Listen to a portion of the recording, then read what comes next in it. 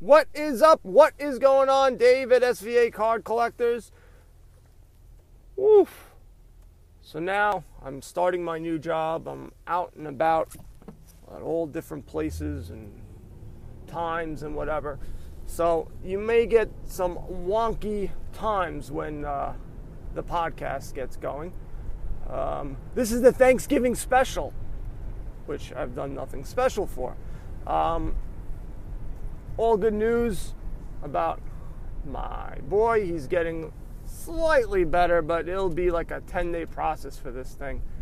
Like I said before, when the doctor came in, who's my pediatrician, who's pretty an easygoing guy, his face got real serious, so got a little nervous, but he is getting better, little by little, a little bit less phlegm, even though it's a ton of phlegm.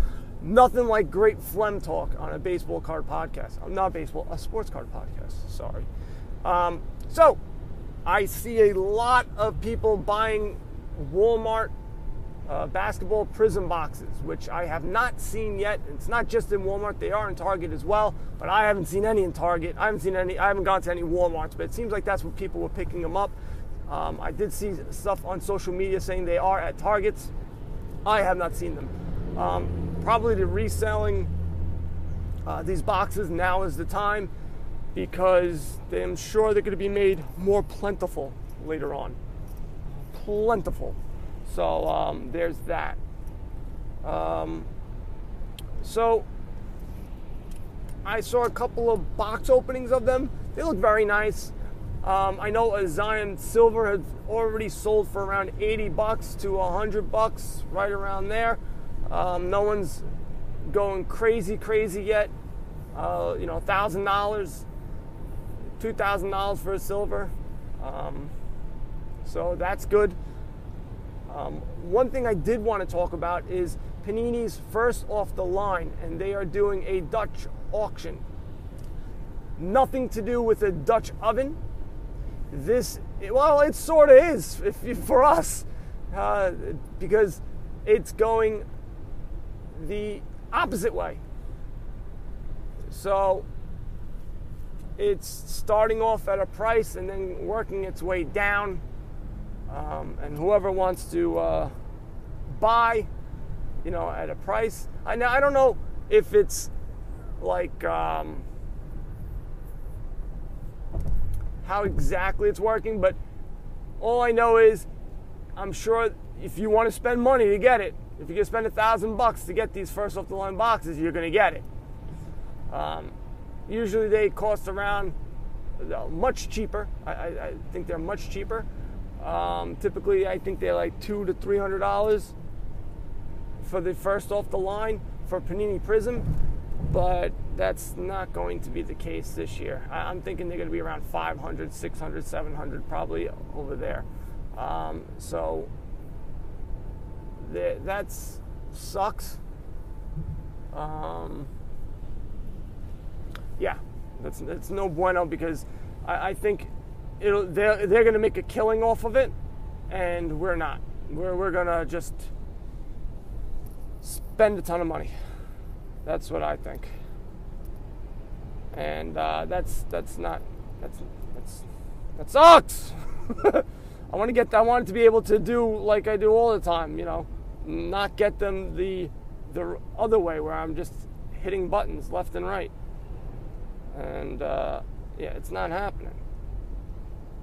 Yeah, because right now it is at $1,000. Opening price starts at $1,000. The Dutch auction. So I'm sure everyone is going to be paying, or the people who want them, they're going to pay $1,000. They're not going to want to mess around. They're going to go, no, I want these, that's that. And if Zion hits big, these things are going to go for crazy expensive.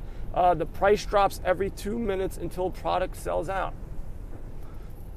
Maybe I should have read this before I started talking about this like a jerk. And it's December 2nd is when this starts. So you can buy it for $1,000. And see, that's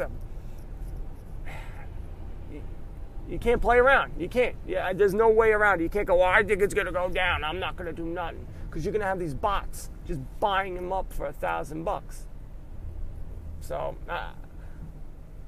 or maybe everyone will spend too much and then everyone's going to try to cut in the air. No, that's not going to happen. No. I'm trying to talk it out. It's not happening. Went to buy some. I was following a Juan Soto lot of 10 Topps Heritage 2018 because they were selling for around $30 PSA 10s, which is a good deal. Now, not a good deal is a good margin. Once you're around that $30 mark and you can buy them for $4 or $5, because now you're spending $15 to all in, and if you get PSA 10, you're doubling your money. So that's that's muy bueno in my mind. But the prices went insane. They jumped up from, I bid with like a couple of minutes left. I just did it in $41 because I was afraid that I would forget because my brain's not good right now. And yeah, it went up to $68. And it was shipping, so now you're at 70. Now you got to add tax, you're at 75. So 76, whatever the hell it is. No. Yeah, 75, 76. So now you're at you're closer to $8 a card. So now you're getting close to 18.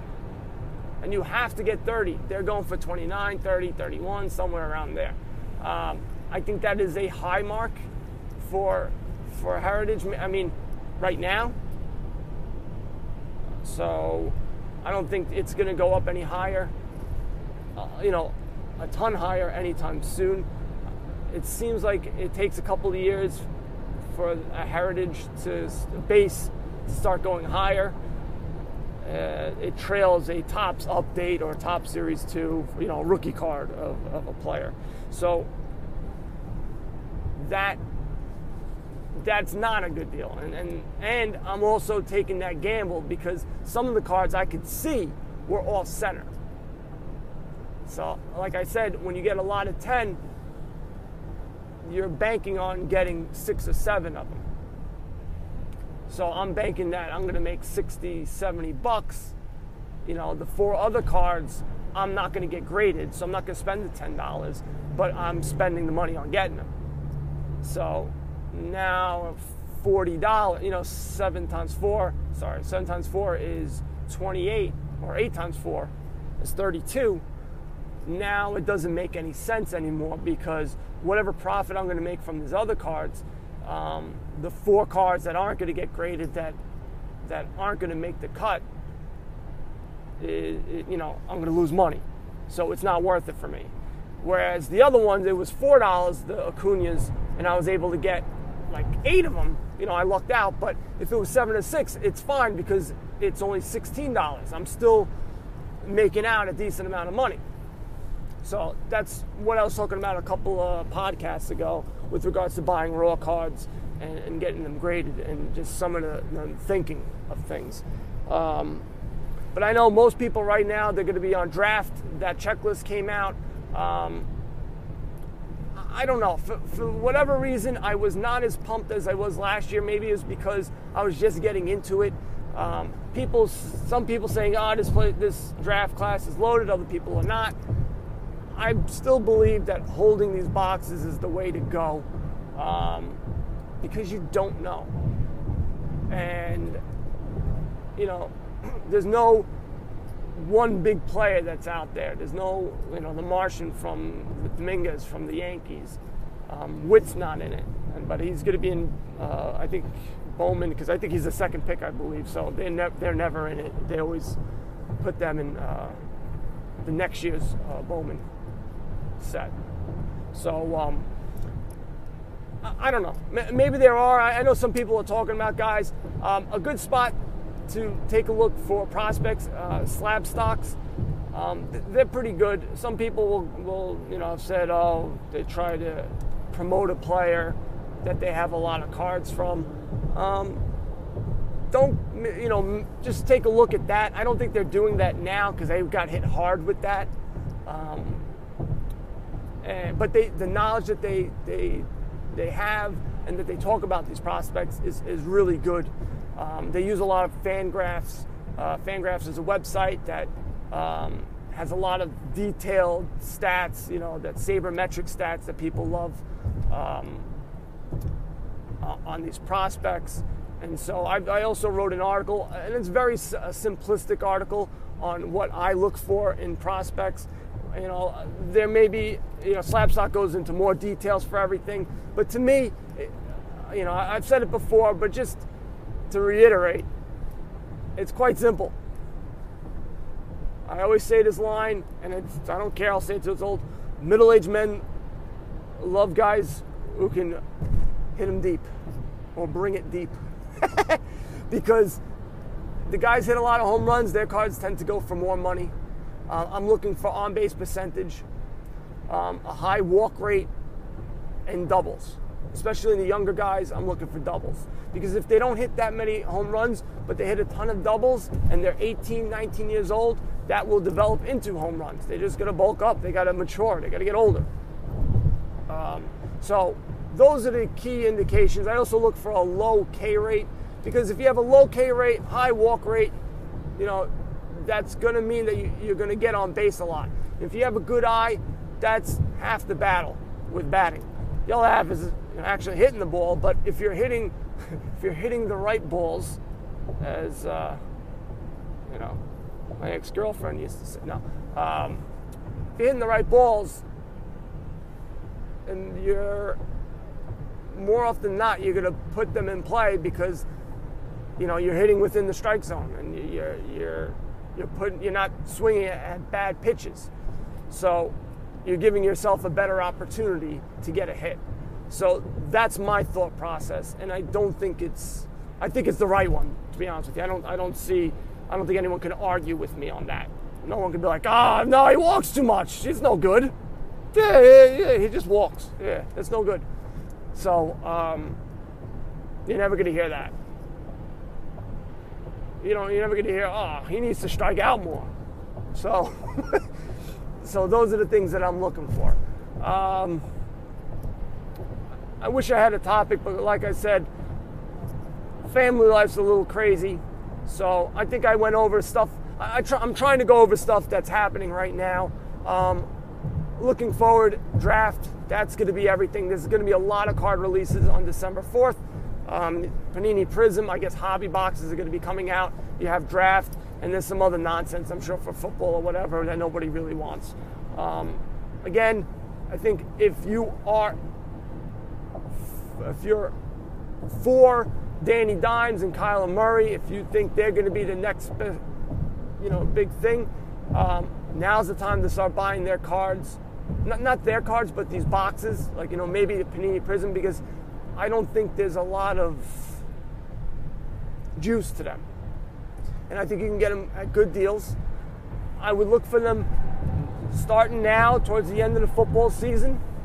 I wouldn't look for them next year around June, July, because that's the time when people are, getting into football and be like, oh man, Danny Dimes looks pretty good, or Kyler Murray looks good, and so they tend to start rising already. I would start looking for that stuff now, around Christmas time, January, February, right around that time, because they're definitely not going to be in the Super Bowl.